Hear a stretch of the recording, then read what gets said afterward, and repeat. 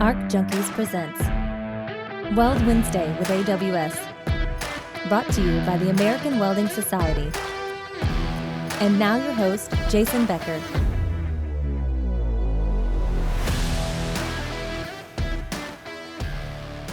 All right, ladies and gentlemen, joining me for this month's edition of Weld Wednesdays with AWS, brought to you by the American Welding Society, is the one and only Sean Flottman, a.k.a. Dabs Wellington. Dabs, how you doing tonight? I'm very well. How about yourself? Doing pretty good. Do you prefer Dabs or Mr. Wellington now that you're, above 40? Sir Wellington, Wellington? given the years of service in the industry, but I'll answer to Dabs, Sean, just about anything. I've heard it all over the years, I bet. I always want to spell it with two dabs, but it's only one B. An extra dab never hurt anybody. That's true. So you've been in the industry for a while. How long have you been in the welding industry? I've been clocking in and out as a welder or some kind of fabricator or something since 1999. 99. Okay. Oh man, you've been in it for a minute. For a hot minute. Yep. A hot minute. Yeah, you're coming up on almost your 30-year anniversary pretty soon. Oh, I'm telling you, it'll be that and my high school 30-year graduation. Yeah, I'm starting to be on the backside of things here, even though I still act like a 15-year-old kid. So yeah, how does it feel to know that you were born in the late 1900s? Well, given that I do presentations in front of high school age kids quite often, they remind me of that frequently, as well as my daughter as a junior. Ava she likes to remind me that I'm from an entire different century. So yeah, it's in the forefront of my mind. Never gets old, no pun intended. I do when I run the ATF, so I do a lot of testing for high schools and stuff like that. And part of the application is I have to get their birth date. Well, when when I do the test and they pass, and I don't pay attention to it when they're filling out the paperwork. I just make sure they've got all the answers in all the right boxes. But when I go to submit their application to AWS, I have to type in their birth date, and I'm like, oh my, how are you this old? Oh, geez. Interesting seeing the aughts on there, isn't it? Yeah, it's like 2001. It's what? 2002. Are you kidding me? Jeez. Yeah, it does make you feel a little bit older. Yes, a little bit. Yeah. Mature. I like to say I'm mature. Well-aged, refined, established. There we go, established. Because mature doesn't describe me whatsoever. There we go. So I wanted to get you on here. We've talked about it a couple times on AWS. Some of the other podcasts that I do, it's talking about, the salary of the $100,000 salary that all of the welders kind of expect when they complete welding school. And I think the problem is, I don't know exactly where it comes from. The problem is a lot of schools use that as marketing and advertising. You'll see it up on big billboards, $100K a year, no experience necessary. And I think, that's one of the things I always told my students when they came in day one. If you're in it for the money, you're in it for the wrong reasons, because if you don't absolutely love this trade and love everything about it, like waking up and building stuff and fabricating things and leaving a legacy and getting better every single day at it, if you're just in it for the money, you're going to be miserable the entire time. At the end of the day, it's just a lot of freaking hard work if you don't love it. It is. And if you're allergic to hard work, you're not going to like welding because it's physically and mentally demanding. 100%. So when I know you took a different route than I did, you got into industry and you kind of did OJT to learn how to weld, right? Yeah. Say I was going to college for, I wanted to do business management. Obviously, I had a huge interest in journalism and photography. That's why I like the video and editing and everything now. I freaking hated college. I bounced around as a temporary at a couple different places and eventually landed in a metal shop having zero experience with metal. Walked by a guy, happened to be running a TIG welder, the first time I'd ever seen a TIG welder, and it changed my life. Dropped out of college. 2 weeks later, I was full-time employed at Washington Metal Fabricators, and that has laid out as we just discussed, it laid out the next 29 years of my life. It's why I work at the school now, because Adam Holt was now our director of training, was one of the guys I met at that shop. That was the genesis of everything. My entire life for the last 30 years has revolved around metal, welding, and this is a subject that is very near and dear to my heart because I've worked for almost 30 years to achieve what most people say is a myth, but it is possible under certain circumstances. For sure. It's not like you're going to walk out of, a welding class, 6-month welding program, a year-long welding program, and the entire class start off with 100K salary. It's possible.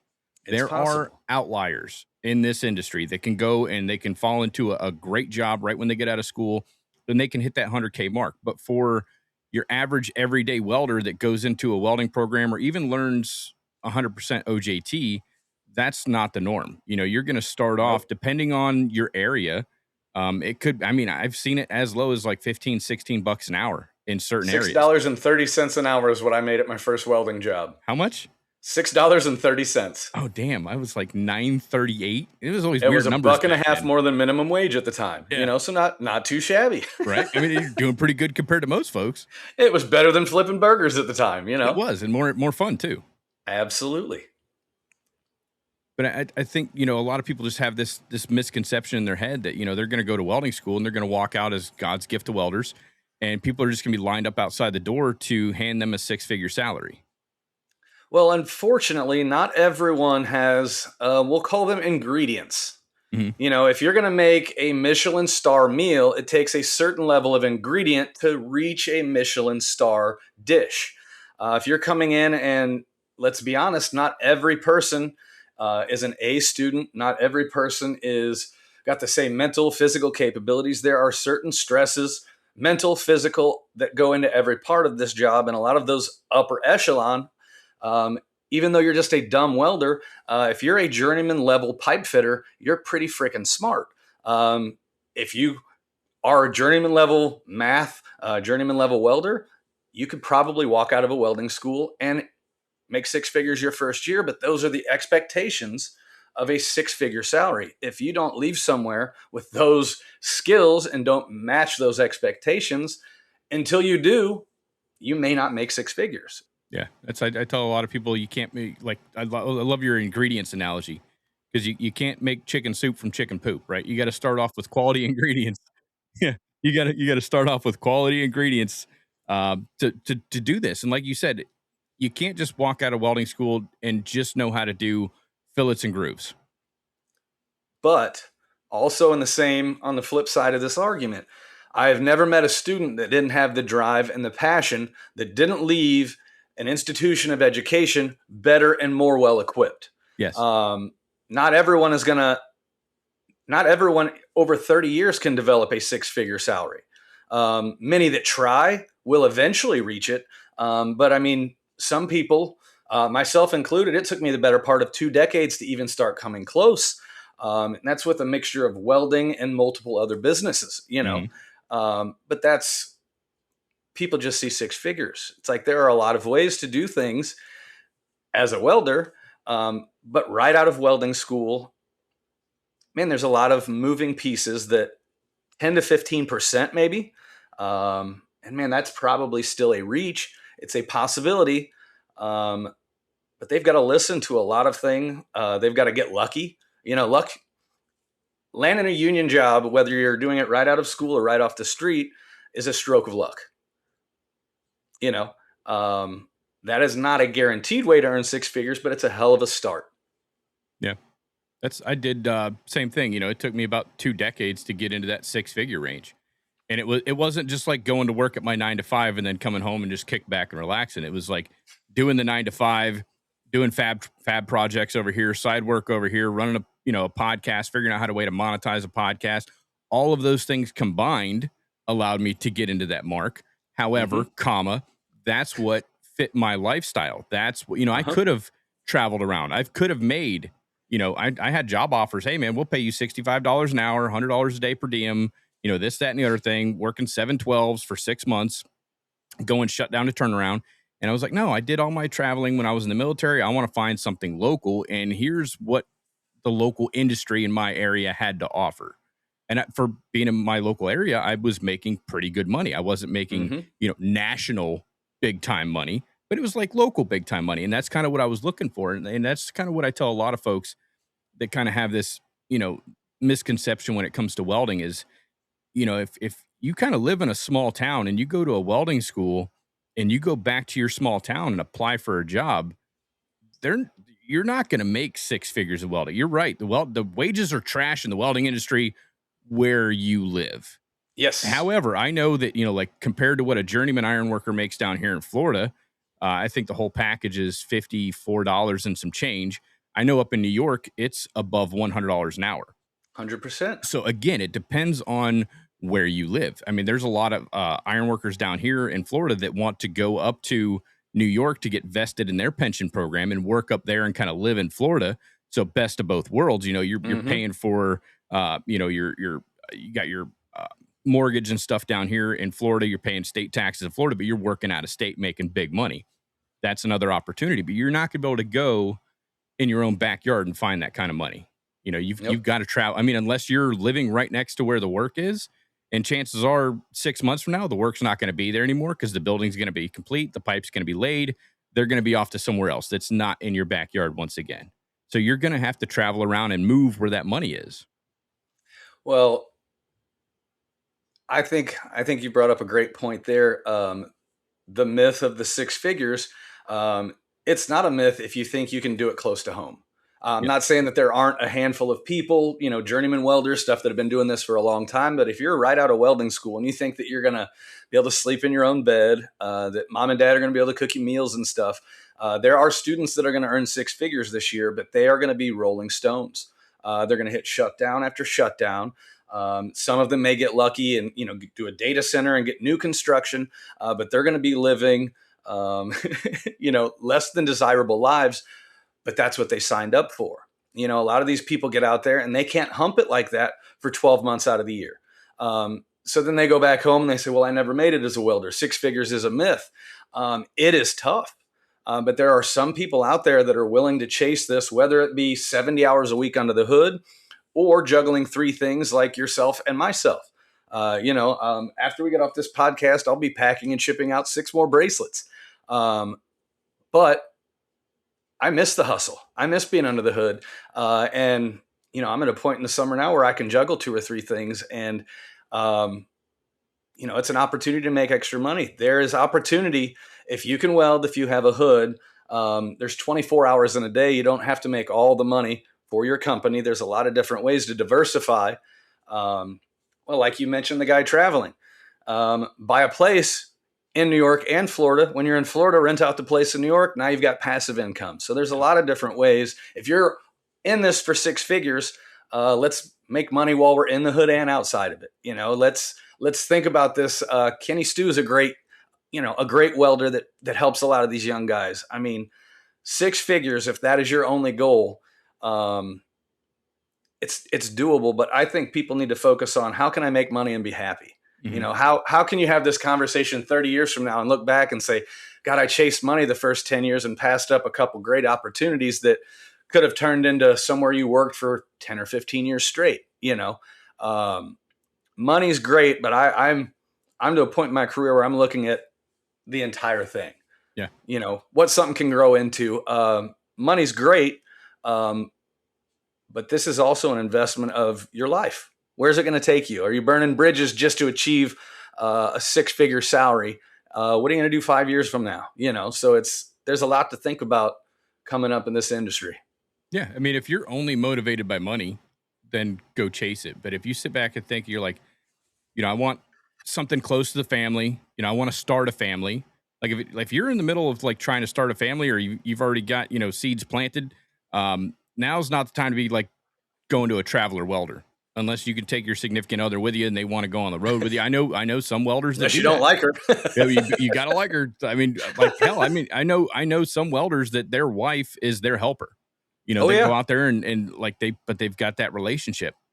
But if money is your motivator and you've got roots already planted, like trying to find something local and figure out a way to kind of diversify your portfolio without working yourself to death chasing that money. Figure out how to, let's say you get out of school and you're making 50, 60K, figure out how to make that money work for you.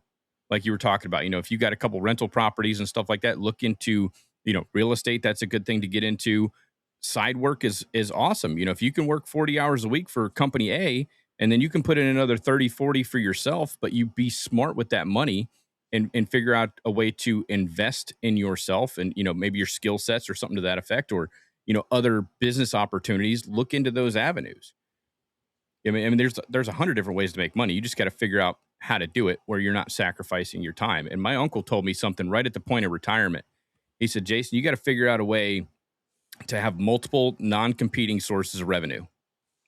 And that's what he did his entire life. He worked for one factory, and he was like the lead supervisor for this factory for 60 years, loved it, worked there, or didn't work there for 60 years. I think he was there for 35 or 40. Anyway, he retired there.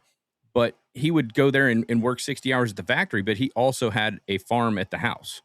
And on that farm, he had, agriculture. He was selling hay. He was selling meat. He had like a little butcher shop on site, selling honey. He had all these different things going on. There were multiple non-competing revenue streams. So one would never really interfere with the other because he had schedules dictated for everything. And that's kind of what I did with, my full-time job, my side hustle, and the podcast. Absolutely. And I'm sure it wasn't easy. It's not. It's a lot of. There's a lot sure of time and effort that goes into it. You got to have a loving, understanding family, and you have to schedule time for your family. But there's only so many hours in the day, so you've got to make You have to be comfortable making sacrifices somewhere if you're going to chase that money. 100%. I think it helps if your kids are getting pretty grown and they're never around anymore. Anyway, they don't want nothing to do with you. You get a teenage daughter that's like, "Yeah, thanks, Dad. See you later. Okay, can I take the keys?" Exactly. So that adds for a little time, but no, I mean, I find myself getting FOMO watching watching kids leave. I mean, boiler making, pipe fitting. Gosh, we had numerous students just recently, getting hired in at $42 an hour. Doesn't take long to get out a calculator and start multiplying what $42 an hour times 60 hours a week turns out to on a weekly basis, and how many months you'd have to work in your first year to go over six figures. And I mean, there are Boilermakers. Like you said, unions across the country aren't always the same. Luckily here in Missouri and Illinois, Indiana, wages are looking pretty good. And when they're not, the students that want to make six figures, guess what they do? They pack up and they go to where the money is. They're going to live out of a camper. They're going to do things that most people don't want to do to get opportunities that most people don't have. And a lot of times, it's I love online forums and discussions because just because a group is the most vocal doesn't mean they're the ones that are correct. There are a lot more people that have aimed for a six-figure salary and not reached it. The ones that are making six figures probably don't have time to get online and either brag nor bitch about it. You know what I mean? Or present your case. I'm like, no, you guys are wrong. I'm making it right now. I got the pay stubs to prove it. I know it's uncommon for most people to see the situation that I'm in. I see it quite frequently. But I'm in a very signature location for that kind of circumstance to unfold, just such as yourself. But for 20 years before I worked at this school, I only heard about 100K welders. That was also, the people I surrounded myself early in my career in comparison to the people that I surround myself with now. I shake hands with more people that have made six figures probably than don't.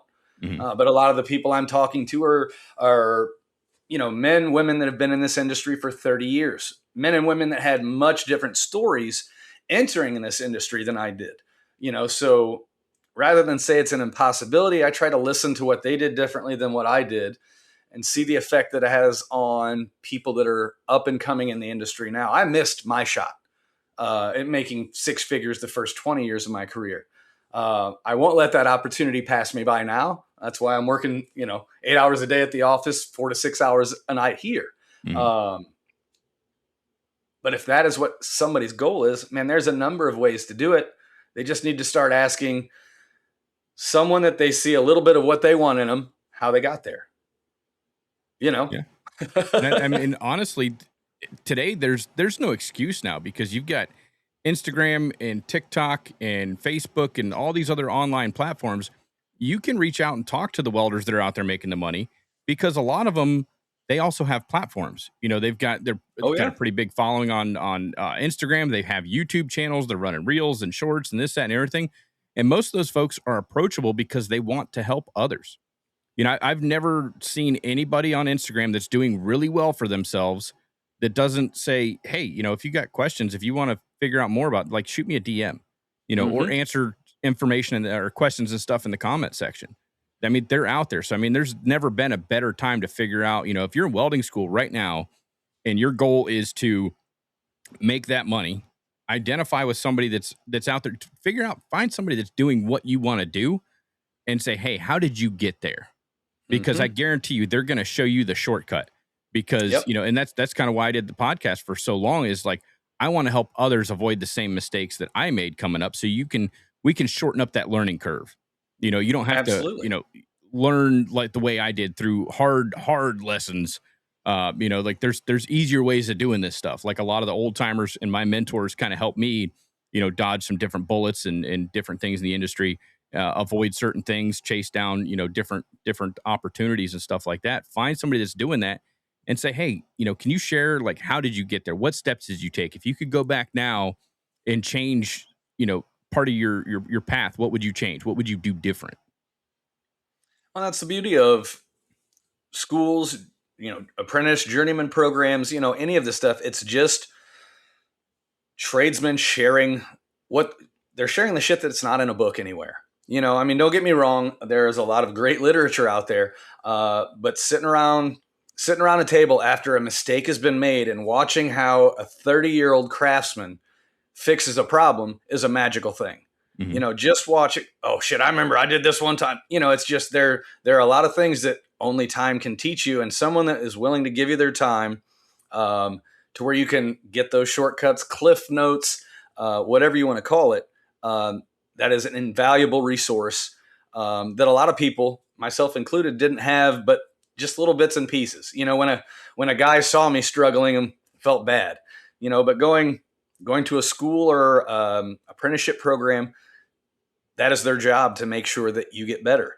And that is one advantage I wish I had more of. It may not have made me as resourceful as I am today, but man, it's so nice to, when you see somebody just right in the middle of chicken shit, you can pop in and turn it into chicken salad. You know what I Yeah. mean? Now, for folks that are going the welding school route, like, what advice would you give them, as they're in welding school, kind of going through the progress, going through the curriculum, learning how to weld? What's some information you would, or some guidance or advice you would give them for their time in the program? If they have previous experience, try to whitewash that and learn everything from a different perspective. There's a million different ways to go from point A to point B. There's no right or wrong answers. Trying everything, at least everybody else's way, until you find your own, is the better. And regardless of what school you're going to, if it's a 2 or 4 year college, post-secondary program, apprenticeship, whatever, your time is far more limited in that program than you initially think. No one has ever reached the last day, not a single student one, and gone, I got everything accomplished that I wanted to. Yeah. So buckle down from Usually day quite one. the opposite. You're paying a pretty penny for this. Make sure you're using all the material, asking all the questions, and humping it for 6 months, 9 months, whatever it is. A lot of people squander some of their time when there are many that never had that opportunity. And that's what makes and breaks a $50K to $100K salary. Mm-hmm. You have 6 months to reach the top of that heap. The top 10% are the ones that get the best opportunity. The longer the music's playing, the less chairs there are, and eventually that music stops. You do not want to be the last one without a chair. That's And a fact. it happens. I was no different in high school. Giggle my way all through it, and then I was unprepared for adult life when I got to it. This is the biggest transition from childhood to adulthood. In the welding industry, no different than college is for white collar people. But this is, I always say, you're developing a window sticker. You come into welding school, you are a base model. When you leave there, you want to make sure that you're in LS, power windows, the from top to bottom, dressed Leather down. seats, heated interior, custom sound system. Exactly. You got 6 months to make sure that when you present your resume to somewhere, that you've got an ace in the hole, that you've got an instructor there saying, man, Sean does this. He's early. He's someone to corroborate your story. Because until you have 3 to 5 years of experience in this industry, you're going to need a couple people that do, to back you unless you're just aces. Unless every time you show up to a weld test and unless you can beyond a shadow of a doubt blow people's doors off, you're going to need a little bit of substance behind that sheet of paper or something to prove that, man, if I hire this kid fresh out of school, that he's going to be able to show up and join a crew of guys my age and fit in like a cog to where all the gears just keep spinning. Mm-hmm. Then, yeah, you can probably earn 6 figures a year. But, those are expectations, man. Yeah. I mean, I've seen, I actually had a student, like you said, I got everything out of this program I came here for. It's usually the contrary. It's usually, we didn't have enough time. Wait, you went over that? When did you teach that? Like, I had a student, I remember it was the second year that I was teaching, and he was kind of like one of my problems kids. I was like, hey dude, get out of your car. Like, I'd go track him down. Like, I still had my military mindset. I was like, no, you're not slacking off. You're supposed to be in school. You're going to be in school. So I'd go track him down. You find him in the break room, the bathroom, hanging out, playing on their phones. Well, anyway, this kid, his ultimate goal, he was like, I want to do a 6G pipe test when I get out of here. And so I was like, okay. Mm-hmm. So I was working with him here and there. Come to the last week of school, he failed the test. And I was like, okay, I'll tell you what, like, I know you've been working at this, really hard the past couple of weeks, not the whole time you've been here, but the past couple of weeks, you've showed a lot of dedication. I'll let you run this test again tomorrow. So tomorrow comes around, he goes, it's the last day of school. Nobody's supposed to be welding in the lab. And I let him go ahead and run this test. And he busted out on the root pass. And he got really frustrated, started yelling at me, there's not enough time in this program. You can't learn this in this amount of time. And so I kind of I let him say his piece. And I said, every time I had to go drag you out of your car because you were sleeping, every time I had to go drag you out of the break room or the bathroom because you were in there playing on your phone, every time you were walking the hallways or, shooting the breeze with somebody off here in the corner, not working, not spending time in your booth, that was the time you should have been practicing. There was enough time in this program for you to do what you wanted to do. I've had students come through this program and complete every goal that they wanted to complete. There was plenty of time in the curriculum to do it. There was plenty of hours in the booth that you could have got that done. You chose not to. So for those of you that are out there listening to this podcast, whether the school's free, paid for by the county, because I work with students that, they're in high school right now and they get to go to the VOTEC Center, absolutely free. They can graduate with a welding certificate and get into industry that way. I've also worked with students that are paying $20K to go to welding school. And every welding school I go to, it doesn't matter whether it's completely free or it's $20K. You got the ones that are off on the corner, playing on their cell phone. Oh, yeah, I want to get a T-shirt for when I do inspections that says, I'm just waiting for my plate to cool down. I'm sure you've heard that 100 times. Don't be waiting for your plate to cool down. Find something it's to do. 6:02. Yeah, be productive. Okay, cool. You're waiting for your plate to cool down. Why don't you go prep another set? Why don't you go through your machine, make sure everything's set up correctly. Go grab another handful of welding rods. Check the spool on your wheel. Make sure you got enough gas flow in there. Sweep up, clean up, maintain your area so you get a nice clean working environment, because a clean shop is a productive shop, or a clean work area is a productive work area. Go through and do that. Hey, your plates, you're waiting for your plate to cool down. Cool. Now is a good time to take that list of questions you should have for your welding instructor and go corner him and say, hey, Mr. Sean, how do I do this? What's a good place to do? Start asking them those questions. Keep yourself a little notepad and a notebook and write questions down, because once you get out of school, just for the day, not graduating, but once you get home, or you're on the ride home, or you're kicking back, relaxing for the day, you're going to start thinking of questions you should have been asking your instructors. Write those down. And then the next day, come in and ask those questions, because I guarantee you by the next day comes around, you're going to see a squirrel. You're going to forget all about that question. You're not going to get that question answered. I always looked at it as my students were paying my salary. So whatever they needed, I was going to give them 110%. If they were there putting in the time and the effort and the energy and doing what they're supposed to do, I'll sit there after class and I'll answer questions. We'll go grab the code book together. We'll go look things up. We'll research things together. I would give them 110%. And your instructors will give you the world if you ask them for it.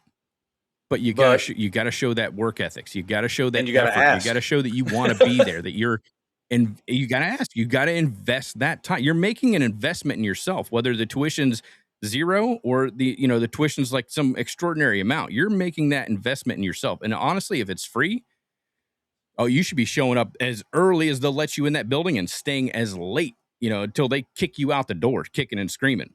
and burning every piece of rod and wire you can get your hands on, challenging yourself, asking for more work, extra curriculum, reading assignments, all that stuff. But you're only going to get out of a program what you put into it, regardless of that tuition rate. Go in there and learn everything you can. And if you don't have that attitude, if you're there to make friends and hang out in the booth and scroll Instagram and check out, Snapchat and whatever the kids are into these days, if you're spending the bulk of the time on your cell phone, you're not walking out of there with any form of good starting salary. Those are the guys that are like, man, I can't believe I can't find a welding job over $14 an hour. Well, you could barely pass the weld test to get into that establishment. So just thank your lucky stars. Like, go in there and maybe now you can put in some time and effort. And once you get some skills, maybe you can apply for somewhere better. Should have worked on something other than MIG welding. Spoken like a true TIG welder. All right, there's money in MIG. You got to get good at flux core. I'm not going to be a complete prima donna. No, there's good money in flux core right now. That's paying a lot of people's bills. There is flux core, RMD. I mean, there are some really incredible different processes, even for people that don't want to, spend all day under a hood. I mean, there's a lot of options.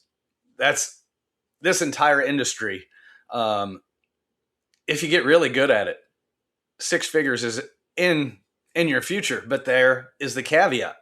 You've got to be top 10% in your field. And that's the cool thing about welding. If you say, I want to be a welder, man, that's broad. So if you want to be the best of the best Boilermakers, what is there, 700 to 800,000 certified welders in the country? How many of those are Boilermakers? So it's like, shit, then you got to be the best of 100,000 maybe, or 50,000, or steam fitters, or oil field pipeline welders, So it's like, once you figure out kind of what your niche is going to be, then you kind of, exactly where that level is and where you got to reach. And that's a good thing to think about too. When people think they're going to just immediately hit a 6-figure salary, I know there's a lot of interest in the oil field pipeline industry, man. That's a tough one to immediately rig out. A lot of people think you're just going to immediately be a rig welder out in the oil field pipeline industry. Man, that is an industry, that brotherhood's still pretty damn tight, Oh, yeah. You can get hired by $798, but I don't think anybody's walking out there just a rig hand on day one, No.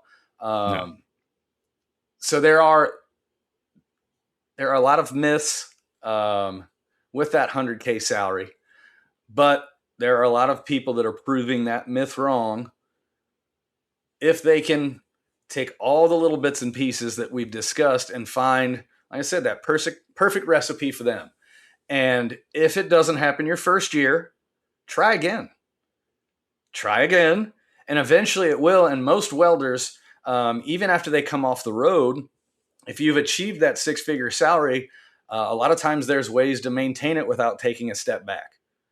Once you've journeyed out and you can get into a prefabrication shop, then you're getting closer to home and not having to travel, still maintaining close to that wage you were while So, I mean, I'm not so worried about them getting a 6-figure salary. I want them to figure out how to maintain it as well. Yeah. And those are possibilities. If people are smart about it. I was too focused on just working. I never zoomed out far enough to think where welding can honestly take me other than to Friday. And shit, here we are a lot of Fridays later. Honestly, just surrounding myself by people at the school, kids that were focused on 10 years, 15 years, it's helped me forecast further into my future. So when I was 19, I didn't think welding was going to take me into my 40s. I didn't think I was going to make it to my 40s. But here we are. I'm sober now. I'm living a much different life. It's like, shit, I might live to be 100. So now I need to do what most of these 19-year-olds are. I need to sit down and really forecast. Now that I'm making this, how can I maintain that for the rest of my career? A lot easier for me. I've only got another 15 or 20 years to figure it out. These kids have got 30 or 40. Yeah. And that's why being a non-union person, I won't say that I toe the line for them anymore, But I'm at the point in my life where I look at it like, boy, if I'd have done that at 18, I could see retirement from now. Yeah. You'd be pretty You close know, to it. yep. So that's another really good thing to think about. Because I don't think a lot of people, when you said the ironworker package, I Yeah. don't think a lot of just Tom, Dick, and Harry off the street understand that, if a welder's making $42 an hour, what the above and beyond on that hourly wages as a part of that package. I think some of the ones the other day, I think a journeyman, God, I want to think the entire package was 110, 120, something like that. I mean, that's pretty wild. Yeah. And I could be wrong at what it is here in Florida. Like I said, I think it's 54. I could be way off base. It's been a while. Like I haven't been part of the 808 since I think I left there in 2016 was like when I finally turned my book in. But for those that don't understand, like total packages, you'll get like, I was getting like 23 an hour on the hip or whatever they call 23 an hour on my check. And then my medical benefits were paid for. My dental package was paid for. That was all paid by the contractor. That did not come out. I didn't get like, oh, you made $23 an hour. Well, $2 an hour goes to your insurance. $2 an hour goes to dental. 2 hours. Like, no, it wasn't that. It was in addition to my hourly wage. The company was paying my health care, my medical, a pension, and annuity. And then some other unions, they also have like retirement programs. I mean, there's all kinds of stuff like fringe benefits packages.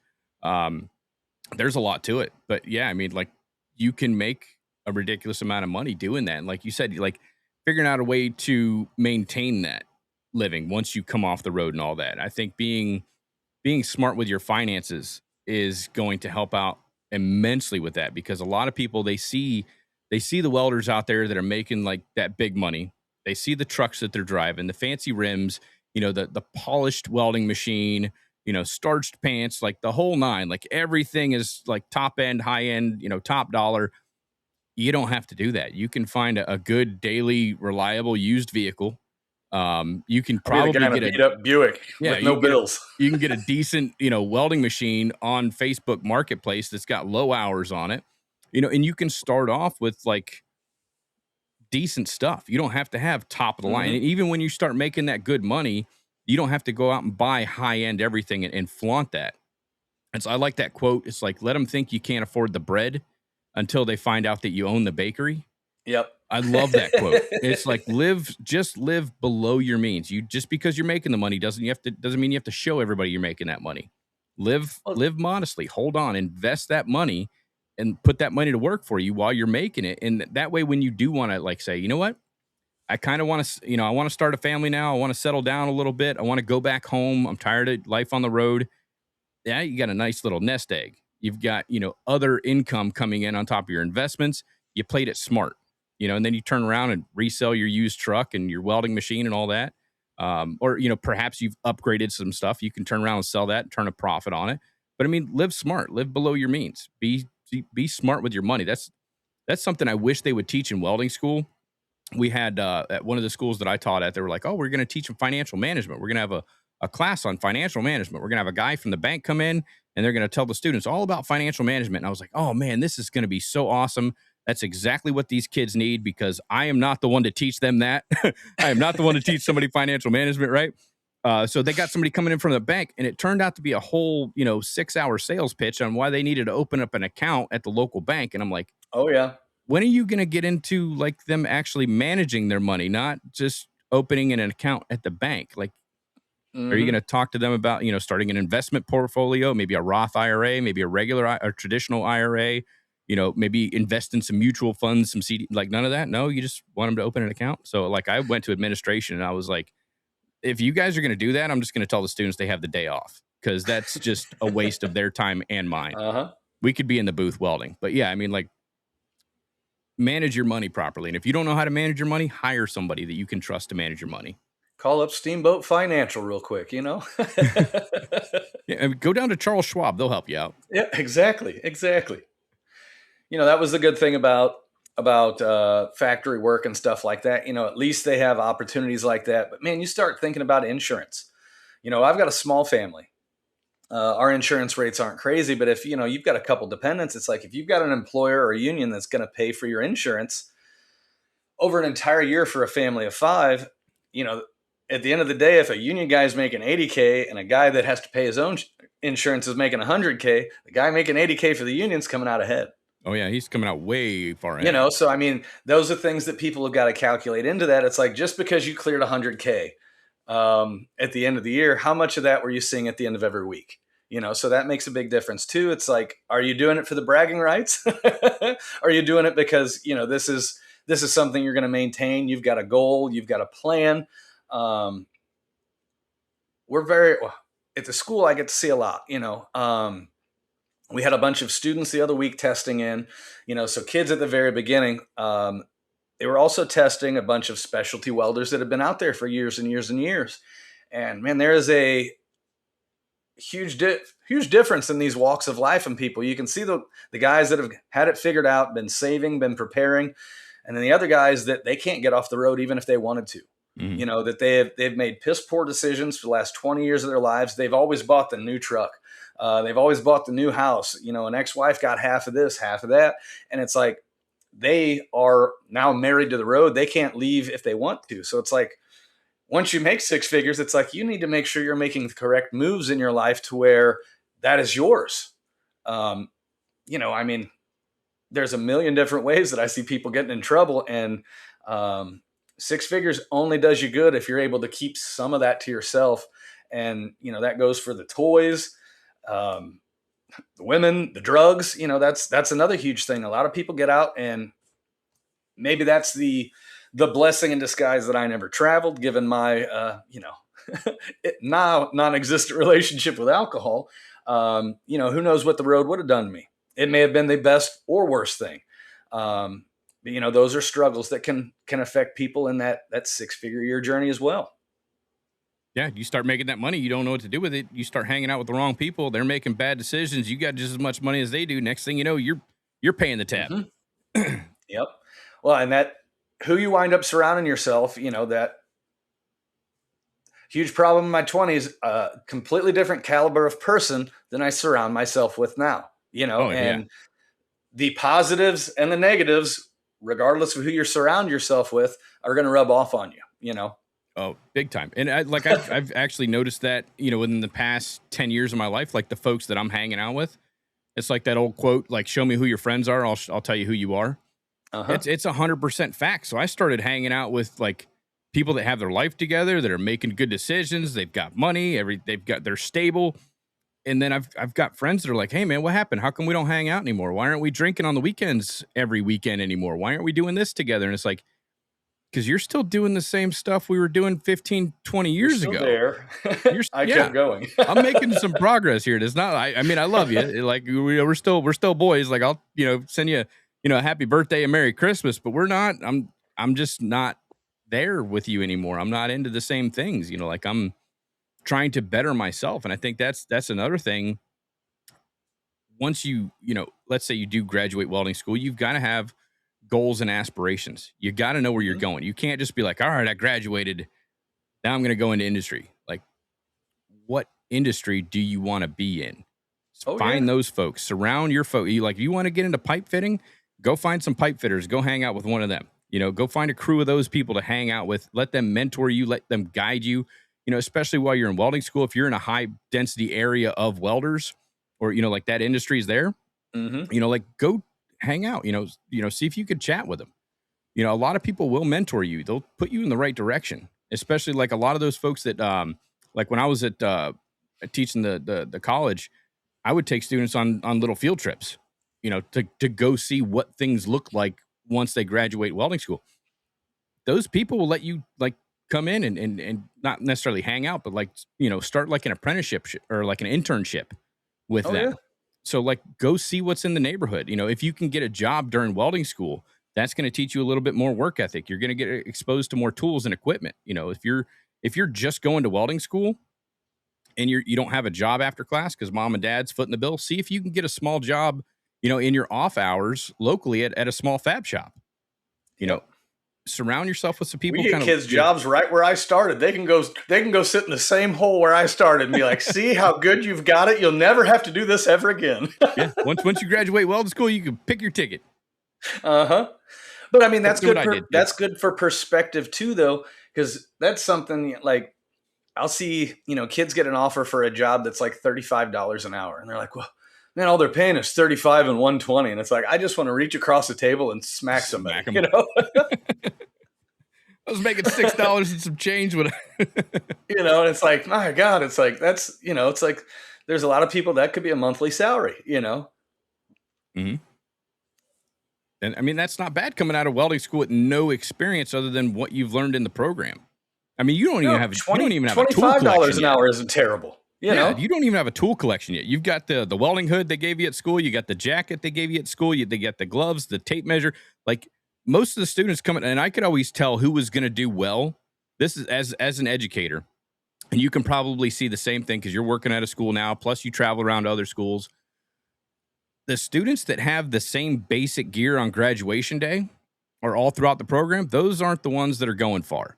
It's the students that by like the third, fourth week in the program, they're rolling in with a Milwaukee pack out loaded with tools, or even like just a raggedy old toolbox with tools in there. They ones that are like, man, look, I found this used job box on Facebook. It's like, oh shit, this kid's he's on week 3 and he's already got a job box in the back of his truck. Like, I mean, those the one, but you can tell they want it. They've got the drive. They're making that investment in themselves instead of buying 12 cans of Monster a week. Like they're buying a set of 11 arc clamps and some a combination square, a speed square. They're investing in themselves, buying a better tape measure. Starting to learn how to use a dial caliper. They're investing in themselves. I had a basic tool list in the class. Like, here's the basic stuff we're going to provide you. Here's what you absolutely need to have. I don't care what industry you're getting in. You're going to need these things. But then you'd see other students who are like, hey, Mr. B, I want to get into this industry. Like, tell me what are some tools that I can't live without? Mm-hmm. And that makes a big difference too. Like, just even as somebody that tests welders for a living, people walk through the shop and I can kind of tell how well they're going to do. If they come in or like, hey man, you got a set of safety glasses. Just by what they bring on test day? Oh yeah, like you got a set of safety glasses and a welding hood and I can borrow? Yeah. It's like, dude, you knew you were coming in here for, I do, and I'll loan it to him, but like, it's like, you knew you were coming in here for a welding test.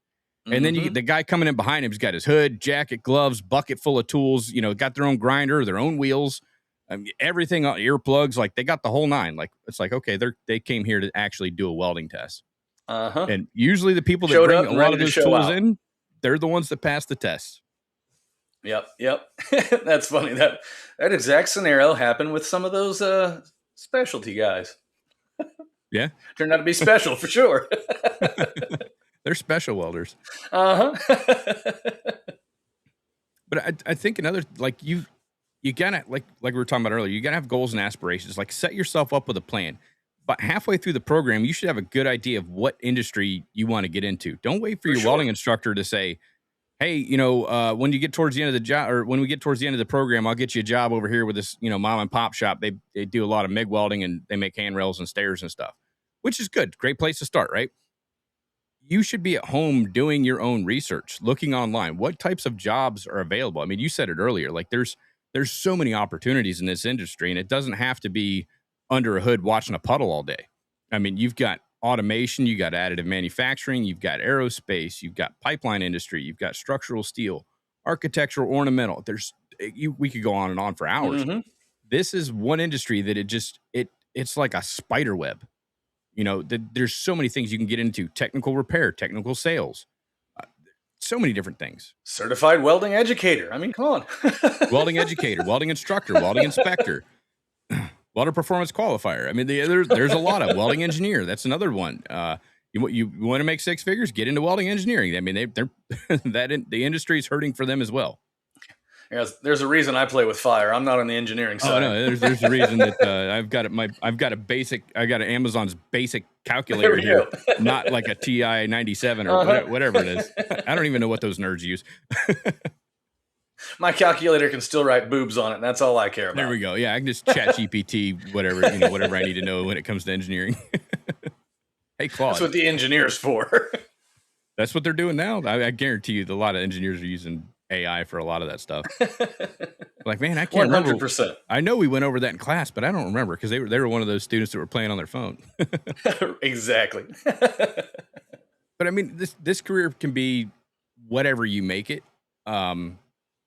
Honestly, like my career was kind of stalled out, and shameless plug, until I started networking within the AWS, because I met a lot of people outside of my bubble that I would not have been exposed to either way.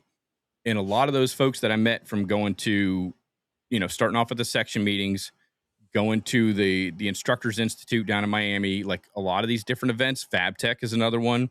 Mm-hmm. You start meeting a lot of people that are doing the type of work they're at in life where you want to be one day. Yep. And you start hanging out with those folks. And like, I've got a lot of great mentors in this industry. And it was because I started hanging out with the right people. I found my tribe, because I noticed that a lot of the jobs that I was working at, those people didn't have the goals and aspirations that I did. They were content making the amount of money they were making. They were content doing the work that they were doing, the hours that they were working. I was not. I was always looking, okay, I've been doing this for a couple of years. I'm really good at it. I need a new challenge. Well, along with the new challenge should come, learning. And then once there's been some mastery that's taken place, there should be some compensation. Mm-hmm. When I was doing that and not being compensated, it's like, okay, I need to find another place where I can start off at my current level and continue down that path. You don't want to pigeonhole yourself into the same shop where if you're going to the same place every single day, making the same amount of money, working the same hours, building the same thing, and all you're doing is complaining, the only person you have to blame is yourself. Mm-hmm. Because if you believe you have the skills and you're worth more than what that company is paying you for, you have no restraints. You can go find another job that's going to pay you what you're worth. If you feel that you're being underpaid, go find that job that's going to pay you what your value is. Mm-hmm. I have a 10-year fuse. A 10-year fuse? A 10-year fuse. I've worked every job for 10 years. But man, if I could go back in time to a younger Sean, the best advice, or any student, moving forward, the best advice I could ever get anybody is get out there, find a place, become the best in that room. Every time you're the best in that room, then find a new room, and just do that forever. Mm-hmm. Soak up all you are is a locust. You move from place to place to place, soaking up the knowledge till it's all gone, and find a new place. And then go suck all the information up over there. Exactly. And that's why I got to a school. It's like, finally found a place that's got enough information that maybe I can hang out and suck some stuff up for a while, And you got room for growth and improvement and all that. Like I see you in there, maybe the old stick welders doing some stick welding now. Well, I was a sheet metal guy for 25 years. Now I am structurally qualified, pipe qualified. Not that I'll ever weld it anywhere, but I see people doing cool shit, and it's like, I bet I can do that. So I go out and do it. And it's challenging. It's still rewarding. But I'm not doing it for money. I'm doing it for the love of the game. I want to get better at welding. Like I said, I've seen people do it. I know I'm capable. I've got a passion for it. And that is something that, man, if you're passionate about anything in this industry, the money is just an added bonus. You know what I mean? It's 100%. It's great, but it's like, I did this forever for shillings, and I was a happy 20-year-old welding, So it's like, now that there's money, it's just having my cake and eating it too. Yeah. And that's it's funny you bring that up. I have to cut that out. My alarm just went off and it completely threw me off my track. When I got into welding education, I realized very quickly that the money was not there. Oh yeah, not at all. And the funny thing is, like, I've got my fuse is about anywhere from 1 to 5 years. It depends if I'm contractually obligated or not. My fuse, I got a 1 to 5 year fuse. Sometimes it's pretty fast burning. But I got into welding education. That's an area that I stayed at for 10 years, and I still do it today. Like, I love it so much, I opened up my own school. But I realized early on that the money's not here, but there are some fringe benefits. I get to weld as much as I want. I have access to all this state-of-the-art equipment. I get to share my passion with others. I get to learn every single day I come in this shop, because the students are always willing to test you. And, they're like, they're mad geniuses when it comes to breaking things. And you got to troubleshoot. Sure. Like, what did they screw up? And so they're constantly teaching me new stuff about the machines that even the manufacturers don't know. Oh, 100%. But like, I fell in love with the process of teaching, and I figured out a way just to sustain myself and my family on that dollar value, the amount of money that I was making. And that kind of made it worth it. It was like, yeah, I wasn't making six figures, but I just restructured it to where, yeah, like the mortgage is paid. Everybody's got food in their bellies. Like my car's reliable. My wife's car is reliable. We're not living way above our means. We're living at or below, depending on the week. And I love my job.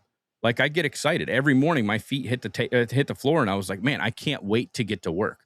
I need to hurry up and brush my teeth, get my coffee, and jump in the truck so I can get to work, because that's where I want to be right now. And at the end of the day, I was staying late. They're like, okay, time's up at 3:30. Class is over. Class dismissed. I can go home. I'm staying into the night class, helping them out, just hanging out, just because I loved it so much. So just, even if you're not making the money, make sure you're happy. Because at the end of the day, I think happiness is more important than anything else. Like nobody on their deathbed has ever said, man, I wish I would have worked, had room for a couple, extra 712s. Like nobody said that. They're just like, man, I wish I would have spent more time with my family, or I wish I would have went fishing more. I wish I would have took that cruise. I wish I would have went backpacking through Europe. It's never, I wish I could have put a couple more hours in for the company. It's never that. Well, no, my grandfather, maybe my grandfather.